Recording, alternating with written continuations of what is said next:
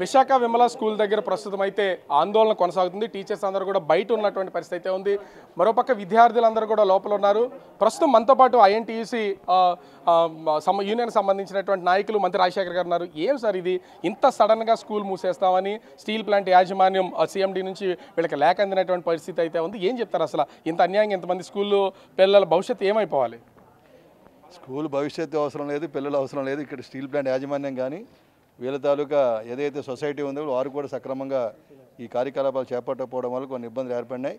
యాజమాన్యం కూడా ఇటువంటి చిన్న చిన్న విషయాల్లో ఇబ్బందులు పాలు చేయడం మంచిది కాదు.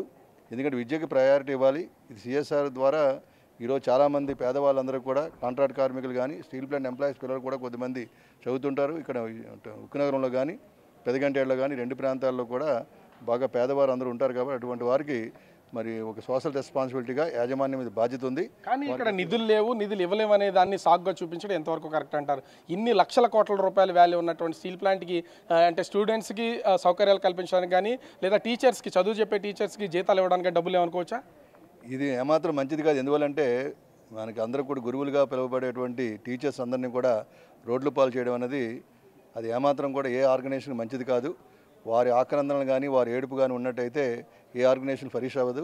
అందువల్ల పిల్లలందరూ కూడా మరి రోడ్ల మీద పడి విద్య కోసం రకరకాల పాటలు పడే పరిస్థితి వస్తే ఇది స్టీల్ ప్లాంట్ యాజమాన్యానికి మంచిది కాదు. ఇప్పటికీ అనేక రకాల ఇబ్బందులు పాలవుతుంది. భవిష్యత్తులో మరిన్ని ఇబ్బందులు ఎదుర్కొనే పరిస్థితి ఏర్పడుతుంది. అది కాకుండా ఇటువంటివన్నీ చిన్న చిన్నవి ఎక్కడైతే మీరు మెటీరియల్లోని ఐరన్ ఓరో లేదా కోలో లేకపోతే లైమో ఇట్లాంటి వాటిలో అవకతవకలు జరగకుండా వాటిని కాపాడుతూ ఇవన్నీ ఇట్లాంటి చిన్న ఒక పర్సంటేజ్ కూడా ఉండదు వచ్చినటువంటి ఆదాయంలో. ఇటువంటి వాటిని మనం కాపాడడానికి ప్రయత్నం చేయాలి. కానీ ఉన్నటువంటి సదుపాయాన్ని తీసేసి ఈ విద్యకు ప్రోత్సహించకుండా అనేక రకాలైన కష్ట నష్టాలు పెట్టడం యాజమాన్యాన్ని మంచిది కాదు. ఈ సొసైటీ వాళ్ళు కూడా చేయాలి. అలాగే గవర్నమెంట్ కూడా వీటి మీద డిఈఓ గారితో కూడా వారి దృష్టికి కానీ కలెక్టర్ దృష్టికి అలాగే సంబంధిత గవర్నమెంట్ అధికారులు కూడా తీసుకెళ్తాం. వారు కూడా ఇన్వాల్వ్ అయ్యి ఈ విద్యా హక్కు ఉంది, ఆ చట్ట ప్రకారం కొన్ని రావాలి. విద్యను ప్రోత్సహించే క్రమంలో ప్రభుత్వాలు కూడా ముందున్నాయి కాబట్టి ఆ విధంగా స్టీల్ ప్లాంట్ యాజమాన్యం మీద ఒత్తిడి తీసుకురావాలి. వారు వీరు కలిపి టీచర్స్కి ఎటువంటి ఇబ్బంది లేకుండా ఒక విద్య కొనసాగే విధంగా చర్యలు చేపట్టాలని చెప్పి ఐఎన్టీయూసీ డిమాండ్ చేస్తారు. రికగ్నైజ్డ్ యూనియన్ సంబంధించి శ్రీనివాస్ గారు ఉన్నారు. ఏం సార్, ఇంతమంది విద్యార్థులు భవితవ్యం ఏం కావాలంటారు అసలు? ఇంత సడన్గా అంటే నిన్న స్కూల్స్ తెరిచి ఈరోజు స్కూల్ లేదు, స్కూల్ మూసేస్తున్నామని చెప్పడాన్ని ఎలా చూడాలంటారు? విశాఖపట్నం స్టీల్ ప్లాంట్కి ఎంతైతే బ్రాండ్ ఇమేజ్ ఉందో విశాఖ విమల విద్యాలయానికి కూడా అంతే బ్రాండ్ ఇమేజ్ ఉంది. విశాఖపట్నం స్టీల్ ప్లాంట్లో విమల విద్యాలయం అనేది ఒక ప్రధానమైన సంస్థ. ఇది ఈ సంస్థలో చదివిన వాళ్ళు సుమారు 32 కంట్రీస్లో అత్యున్నతమైన పొజిషన్లో ఇవాళ ఉద్యోగాలు చేస్తూ వాళ్ళంతా కూడా వారి ఫ్యామిలీ కానీ వాళ్ళ కుటుంబ సభ్యులు కానీ ఇక విశాఖపట్నం స్టీల్ ప్లాంట్ కానీ పేరు తీసుకొచ్చారు. ఈ స్కూల్ మీద మొదటి నుంచి ఈ స్కూల్ పెట్టినప్పటి నుంచి కూడా ఇది మిషనరీ స్కూలు, ఒక సిస్టమేటిక్గా నడుస్తుందని చెప్పి అనేక యాజమాన్యాలు ఇక్కడే ఉన్నటువంటి ఇంటర్నల్గా ఉన్నటువంటి అనేక స్కూళ్ళు, ఇంగ్లీష్ మీడియం స్కూళ్ళు ఆ రోజుల్లో ఉన్నటువంటి అందరూ కూడా దాడి మొదలుపెట్టారు. ఆ దాడి ఇప్పటికీ కొనసాగుతుంది. నిన్నే ఈ స్కూల్కి సంబంధించిన అంశంలో గతంలో అనేక సార్లు యాజమాన్యం ఒత్తిడి తీసుకొచ్చినప్పుడు సిఎస్ఆర్ నిధుల ద్వారా ఈ స్కూల్కి ఫస్ట్ ప్రయారిటీ ఇవ్వాలని చెప్పి గతంలో కోరడం జరిగింది. ఇవాళ 35 కోట్ల రూపాయలు ఢిల్లీ పబ్లిక్ స్కూల్కి బిల్డింగ్లు కట్టుకోవడానికి వాళ్ళకి ఇన్ఫ్రాస్ట్రక్చర్ డెవలప్ చేసుకోవడానికి సీఎండీ గారు పర్మిషన్ ఇచ్చారు. అనేక స్కూల్కి ఇస్తున్నారు. కేవలం 3 కోట్ల రూపాయలు జీతభత్యాలు ఇవ్వడం కోసం ఏంటి ఇబ్బంది అని చెప్పి అడుగుతున్నాం. ఈ ప్లాంట్లో వచ్చినటువంటి ఉత్పత్తిలో వచ్చినటువంటి ప్రధాన లాభాలని పర్సంటేజ్ తీసి దాన్ని సిఎస్ఆర్ నిధుల్లో ఇవ్వాల్సిన అవసరం ఉంది. దాన్ని బిలాయ్లోని, బొకారోలోని అలాగే వెస్ట్ బెంగాల్లోని అనేక రాష్ట్రాల్లో, తమిళనాడులోని ఇతర రాష్ట్రాల్లో 5 కోట్లు 10 కోట్లు 15 కోట్లు లాస్ట్ కొన్ని రాష్ట్రాల్లో ఇక్కడ డబ్బులు పట్టుకెళ్ళిపోయి శ్మశానాలకు గోళ్ళ కట్టుకునే పరిస్థితి ఉంది. ఇక్కడ ఇంతమందికి విద్యను అందించి నేను 35 ఏళ్ల క్రితం నా తమ్ముళ్ళు ఇద్దరిని కూడా ఇక్కడ ఇదే స్కూల్లో చదివించి ఒకడు విశాఖపట్నం స్టీల్ ప్లాంట్లో ఉద్యోగం చేస్తున్నాడు, ఇవాళ ఒకడు గ్యామన్ ఇండియాలో చేస్తున్నాడు. ఎంతోమంది ప్రయోజకులు అయ్యారు ఇవాళ విశాఖపట్నం స్టీల్ ప్లాంట్. ఎట్టి పరిస్థితుల్లో అందుకే ఈ విషయం తెలిసినట్టున సీఎండీ గారి దగ్గరికి వెళ్ళి ఇమ్మీడియట్గా ఈ పరిస్థితిని మీరు సవరించాలి.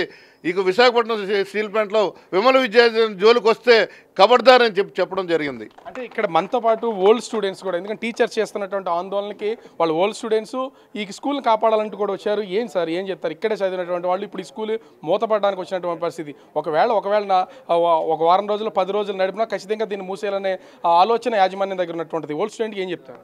లాస్ట్ 40 years నుంచి విశాఖ విమల విద్యాలయం ఎస్టాబ్లిష్ అయ్యింది. అప్పటి నుంచి కూడా మా స్టూడెంట్స్ అందరం కూడా ఇక్కడ బాగా చదివి బాగా షైన్ అయ్యి అనేక విధాలుగా అనేక రంగాల్లో అభివృద్ధి చెందాం. అలాంటి ఒక స్కూల్ని సడన్గా ఈ విధంగా మూసివేస్తా ఉన్నాం అనేది చాలా దుర్మార్గమైన చర్య.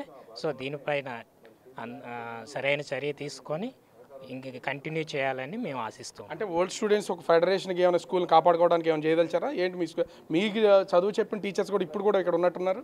మాకు చదువు చెప్పిన టీచర్స్ ఇప్పుడే ఉన్నారండి. ఫస్ట్ స్టాండర్డ్ నుంచి 10th క్లాస్ వరకు చెప్పిన టీచర్స్ ఇక్కడ ఉన్నారు. మేము 2000లో రిలీవ్ అయ్యాం. అలాంటి టీచర్స్ చదువుకుంటారా బాగుపడతారా అని చెప్పి ఉద్యోగబుద్ధులు నేర్పించినటువంటి టీచర్స్కి ఈరోజు మాకు వాళ్ళని యాజమాన్యం తీసుకొచ్చి రోడ్డు మీద పడేశారండి.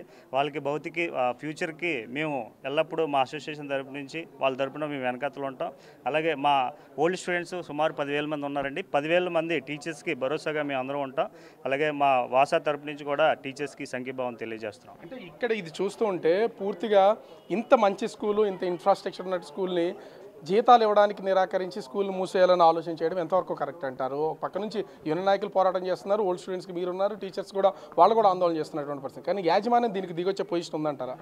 ఈవేళ విశాఖపట్నం స్టీల్ ప్లాంట్లో అత్యుత్తమ స్కూల్ ఏదైనా ఉన్నదంటే అది విశాఖ విమల విద్యాలయం మాత్రమే.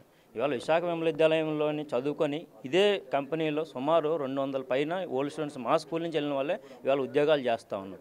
ఇటువంటి మంచి స్కూల్ని సీఎండీ గారు కాపాడాల్సింది పోయి అనాలోచిత నిర్ణయాలతోటి ఇవాళ ఈ స్కూల్ని మూసేస్తానడం చాలా దుర్మార్గమైన చర్య.